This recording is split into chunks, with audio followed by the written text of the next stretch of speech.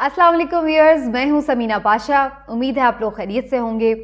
Viewers, वैसे तो इस वक्त काफ़ी ख़बरें हैं सियासी मंजरनामे पर और वो तो हम आपको अपडेट भी करते ही रहते हैं, लेकिन कुछ ऐसी भी चीज़ें हैं जो साइमल्टेनियसली साथ साथ चल रही हैं और ऐसी ख़बरें हैं जो बड़ी इंपॉर्टेंट हैं वैसे तो, लेकिन उनका सियासी हलचल में जिक्र ज़रा कम होता है। एक खबर ये भी मैंने देखी जिस पे मेरा एक डिफरेंट पॉइंट ऑफ व्यू था।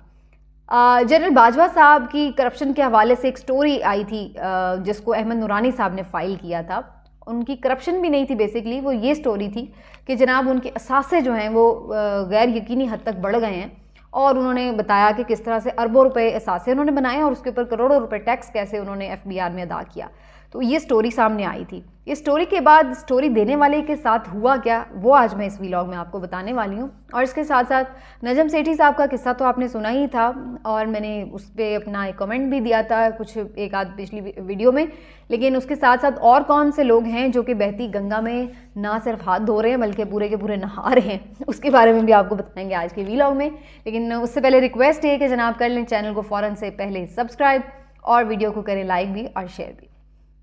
जनरल बाजवा साहब एक 22वें ग्रेड के ऑफिसर हैं और अक्सर जो सहाफ़ी उनसे मुलाकातों में रहे हैं पिछले जब तक वो टेन्योर में थे अपने, तो उनका ये कहना था कि वो बड़े इस बात पे तशवीश का इजहार करते थे कि सहाफ़ियों की तनख्वाहें कितनी हैं और ये सहाफ़ी जो लाखों में तनख्वाहें ले रहे हैं इन्हें क्यों इतनी तनख्वाहें मिल रही हैं। तो उन्हें बहुत ज़्यादा इस बात के ऊपर जो है ना वो हैरत भी होती थी और बड़ी तकलीफ़ भी होती थी शायद किसी हद तक कि जनाब क्यों सहाफ़ियों को पैसे जो हैं वो मिल रहे हैं।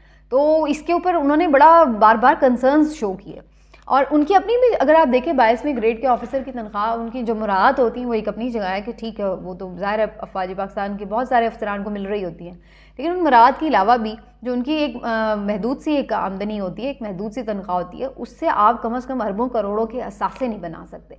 लेकिन ये बड़ी हैरत अंगेज़ स्टोरी जो है अहमद नूरानी साहब ने लगाई अपने उस पे वेबसाइट पे कि जहाँ उन्होंने बताया कि ना सिर्फ ये कि उनके अरबों रुपए के असासे निकले, मुख्तलिफ बैरूनी मुल्क जायदादें निकली, बल्कि उन्होंने उनके ऊपर बहुत सारा टैक्स वगैरह भी जो है वो जमा कराया और वो सारा जो डेटा था वो एफबीआर से उन्हें मिला था, जो टैक्स रिकॉर्ड थे। तो उन टैक्स रिकॉर्ड की बुनियाद पर ही ये सारी जो फिर फाइंडिंग्स की गई कि उनकी कहाँ कहाँ कैसे कैसे जायदादें बनी हुई हैं। तो ये जब स्टोरी सामने आई तो इस पर ना सिर्फ ये कि पाकिस्तान में भी ज़ाहिर सवाल उठना शुरू हुए, कहीं ना कहीं दबी दबी आवाज़ें कि जनाब इतने पैसे कैसे बन गए।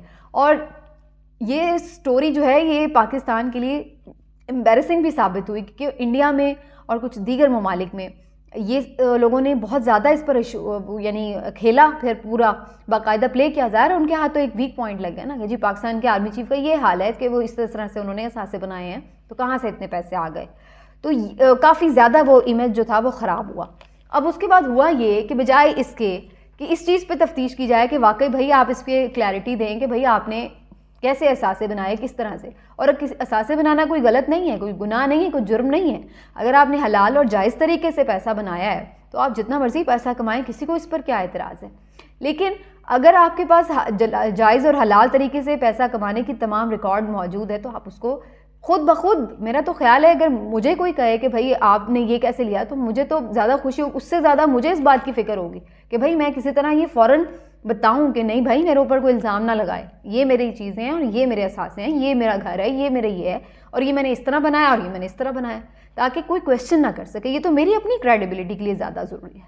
तो बजाय इसके कि वो अपनी कोई इस पर क्लैरिफिकेशंस देते, उनकी जानिब से मैंने एक स्टेटमेंट सुना कि जनाब जो उन्होंने खुद, मैंने नहीं उनके मुंह से सुना लेकिन जो रिपोर्ट हुआ है कि जी उन्होंने कहा कि जी जो अगर मेरी बीवी के असासे हैं तो मैं उसका जवाबदेह नहीं हूँ। तो ये एक बड़ी एक अनोखी सी जो है ना ये निकाल ली गई है मंतक कि जो नवाज शरीफ साहब हैं उनसे पूछ लो तो वो कहते हैं जो हसन हुसैन के असासे हैं मैं उनका जवाबदेह नहीं हूँ।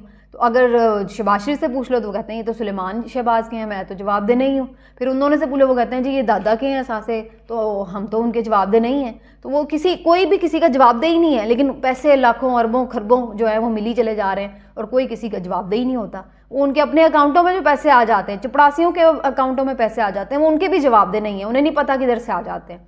तो ये एक बड़ी दिलचस्प सूरत हाल है। अब नहीं ये मंतक आ गई है जवाब देने की कि जी हम किसी के जवाबदेह नहीं हैं, अपने नाम पे बनाओ ना और दूसरे के जो नाम पे अपने फैमिली के ये वो बनाए हुए हैं उनके आप जवाबदेह नहीं होते। तो यानी आप कभी कानून की पकड़ में फिर आ ही नहीं सकते। और अब नैब में जो तरमीम की है ना इन्होंने पीछे उसमें ये शिक डाली हुई है बाय द वे कि जनाब अब आप अपनी फैमिली के एहसासों के जवाब देनी, यानी आपने खुली छुट्टी दे दी बेनामी जायदादों की कि आप दूसरों के नाम पे बना लें। अब मैं कोई करप्शन करके बना लूँ, मैं अपने बच्चे किसी के नाम पे लगा दूँ, मैं कहूँ जी मैं तो उसका जवाब दे नहीं। तो ये मतलब दुनिया को ये पागल समझते हैं कि ये दुनिया को आप जैसे मर्जी बेवकूफ़ बना लें। अब उसके बाद हुआ ये कि FBI के थ्रू ये अगर जो डाटा लीक हुआ उनके टैक्स रिकॉर्ड्स का, तो उसके ऊपर इसहाक डार साहब ने कहा कि जी हम इसके ऊपर जो है इंक्वायरी बिठाएंगे, और फिर इंक्वायरी बिठा के और फिर कुछ लोगों को इन्होंने 3 लोगों को गिरफ्तार कर लिया। अब वो 3 लोगों को जब गिरफ्तार कर लिया तो इस बात पे नहीं गिरफ्तार किया कि अभी आपने गलत कोई रिपोर्टिंग की है या उस तरह, उन्हें इस बात पे गिरफ्तार कर लिया कि आपने लीक कैसे किया डाटा, यानी ये तो सीक्रेट डाटा था, आपने लीक कैसे किया। अब मतलब मैं तो ये स्टोरी देख के ना परेशान हो गई कि यानी वो अफसरान कि जिनको आपको हार पहनाने चाहिए, कि जिनकी आपको तारीफ़ करनी चाहिए, कोई इनाम देना चाहिए कि यार आप जो है इतनी बड़ी शख्सियत के बारे में जो है आपने बातें की हैं, तो आप कितने बहादुर और जुर्रतमंद लोग हैं, उल्टा आप उनको गिरफ्तार कर रहे हैं, उनको जेल में डाल रहे हैं। उनका रिमांड ख़त्म हुआ 2 दिन के बाद, तो उनको आगे दोबारा लेके आना था मजिस्ट्रेट के सामने, तो सारा दिन पेशी के टाइम गुजर गया, आप लेके नहीं आए, और फिर जज साहब भी छुट्टी करके उठ गए। तो अब उनके साथ पता नहीं क्या होना है इस मुल्क में। तो मैंने कहा यार ये हाल है हमारे मुल्क में रूल ऑफ लॉ का कि जो निशानदेही करता है उसको पकड़ लेते हैं, और जिसके बारे में बात की है भाई उससे पूछो जाके कि भाई कैसे बनाया, वो उसको परेशान होना चाहिए कि यार ये चीज़ सामने आई है मैं इसको क्लैरिफाई करूं, और उल्टा जिसने मेंशन किया उसको जाके पकड़ लो। उल्टी गंगा बहती कैसे है ये कोई पाकिस्तान में आके देख ले। यही हाल सहाफ़ियों के मामले में होता है कि जो सहाफ़ी बेचारा कोई बात खबर कर देता है उसके पीछे पड़ जाते हैं, इसने खबर की है इसको मारो, इसको पकड़ो, इसका गला दबा दो, इसको फैंटी लगा दो, इसको जान से मार डालो, इसने बोला कैसे ही है। ये नहीं कि जिसके बारे में खबर जाके उसको पकड़ो, भाई जिसने जुर्म किए हैं उनको पकड़ो, उनसे सवाल करो। लेकिन नहीं, यहाँ उल्टा है, जो बता दे वो चाहे उसको, मैं अगर हूँ तो मैं तो उसको भाई कहूँगी भाई आपने इतनी बड़ी चीज़ें जो हैं वो मेंशन की हैं, उनसे ज़रूर सोर्स पूछा जाए, उनसे सारी चीज़ें जो भी उनके उसमें रिकॉर्ड में वो कैसे आई हैं ये पूछा जाए। लेकिन ये क्या बात हुई कि आप उल्टा उनको पकड़ लें, और जो बस अब इस पर मैं मज़ीद इस पर क्या कहूँ। लेकिन ये सूरत हाल है हमारे यहाँ, और मेरिट का ये आलम है हमारे यहाँ। ये मेरिट पे अगर बात हो रही है तो आप मेरिट की इस तरह से धज्जियाँ उड़ा दें, फिर कल कलां को कोई बात करेगा किसी बड़े आदमी की, करप्शन आंखों से भी देख लेगा तो वो कहेगा मैंने कुछ नहीं देखा, अल्लाह हाफिज़, मैं घर जा रहा हूँ। ये सूरत हाल है। तो ये चीज़ें हैं हमारे मुल्क को आगे नहीं बढ़ने देती हैं। यहाँ पर ये कि ताकतवर है उसकी जी हुजूरी करो, सलाम करो, और उसके बाद अपना भी फ़ायदा उठाओ और उसका भी फ़ायदा कराओ। अल्लाह अल्लाह खैर सल्ला। अवाम जाए भाड़ में, ईमानदारी जाए भाड़ में, और सारी जो इस्लामी रिवायात हैं वो जाए भाड़ में। हमें तो अपना हिस्सा मिल गया, हम जा रहे हैं। ऐसी ही सूरत हाल में हर इदारे में नज़र आती है। उस दिन मैंने नजम सेठी साहब की बात की थी, तो वहाँ तक ही बात ख़त्म नहीं हुई। पूरे के पूरे PCB में ही आपने जो वो एक वो कमेटी बनाई है, उसमें इतने बंदे भर दिए हैं आपने, वो करना क्या उन्होंने पता नहीं। और आपको पता है सब पाकिस्तानी टीम का चीफ सिलेक्टर कौन है? शाहिद खान आफरीदी। शाहिद खान आफरीदी, वैसे बहुत सारे लोग उनके ऊपर बहुत तनकीद करते रहे हैं और उनका ख्याल है कि वो कोई अच्छे क्रिकेटर नहीं थे, लेकिन मैं ज़ाती तौर पे वैसे शाहिद खान आफरीदी की इस लिहाज से मोतरफ़ थी कि मुझे लगता था कि शाहिद खान आफरीदी अपनी गेम में आते हैं, 2 विकेटें लेते हैं, 25-30 रन बनाते हैं, लेकिन उनकी वो वैल्यूएबल चीज़ होती है, तो वो कुछ ना कुछ अपना पार्ट प्ले करते हैं वनडे क्रिकेट में। तो इस लिहाज से मैं समझती कि बहुत सारे लोग जो उन पर तनकीद करते हैं वो थोड़ी बेजा भी, वो इतने कोई बेकार किस्म के प्लेयर नहीं थे। वो एक स्टार थे, उन्होंने बहुत से मैचेस जिताए हैं पाकिस्तान को, और उनका जो वो एक बॉलिंग फैक्टर था उसको, अब ये कि अगर आप उनसे ये एक्सपेक्ट करें कि वो हर मैच में 100 करेंगे, तेज़ करेंगे और अच्छा टिक के खेलेंगे, वो उनका स्टाइल नहीं था। लेकिन जो उनका स्टाइल था वो उसमें अपने परफॉर्मेंस में जितना भी वो कंट्रीब्यूट कर लेते थे वो पाकिस्तान के लिए ठीक था। तो उनका वो कोई ऐसा इशू नहीं था, मुझे उनकी वो जो था उसमें प्रेजेंस टीम में वो जस्टिफाइड लगती थी। वो कैप्टन भी बने हैं, चलें भी ठीक हो गया।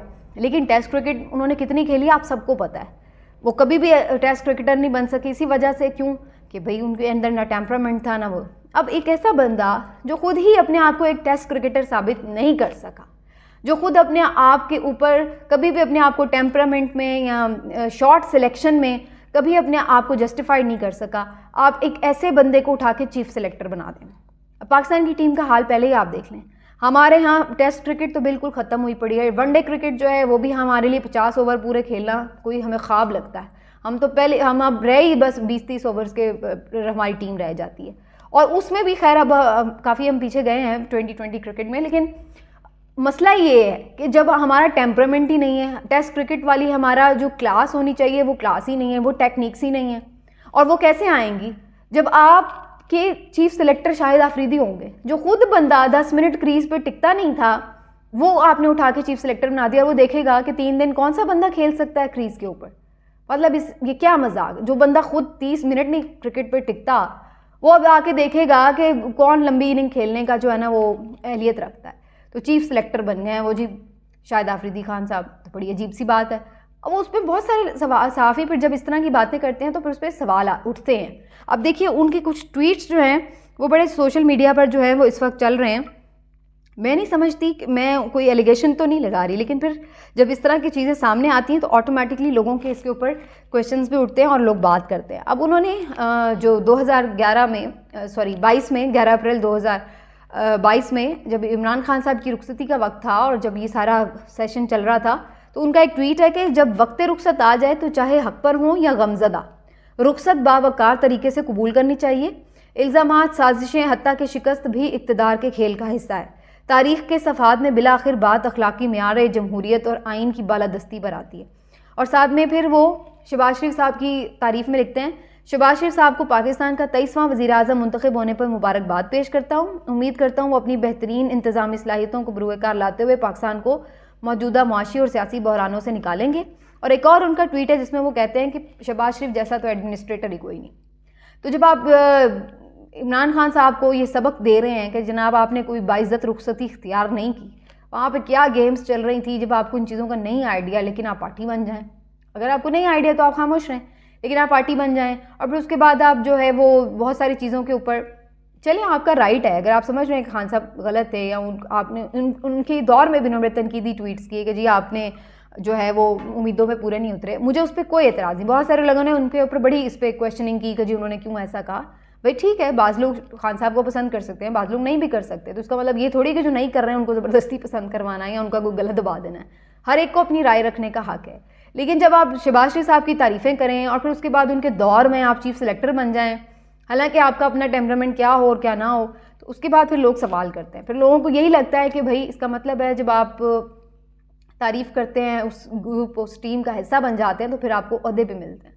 या तो फिर आप ओहदे ना लेना, फिर हम समझें कि जो आपकी तारीफ़ है या तनकीद है वो बिल्कुल जायज़ है, वो आपने मेरिट पे की थी, तो फिर तो बात ठीक है। लेकिन अगर आपने ओहदे ले लिए, उनसे आपने नवाजिशात ले ली, तो फिर इसका मतलब यही होता है कि शायद आप फिर इन्हीं चीज़ों के हुसूल के लिए ये कर रहे हैं। तो काफ़ी ज़्यादा उनके ऊपर तनकीद इसी तरह की सोशल मीडिया पर चल रही है। लेकिन पाकिस्तानी क्रिकेट का बहरहाल अल्लाह ताला कोई सूरत हाल बेहतर करे।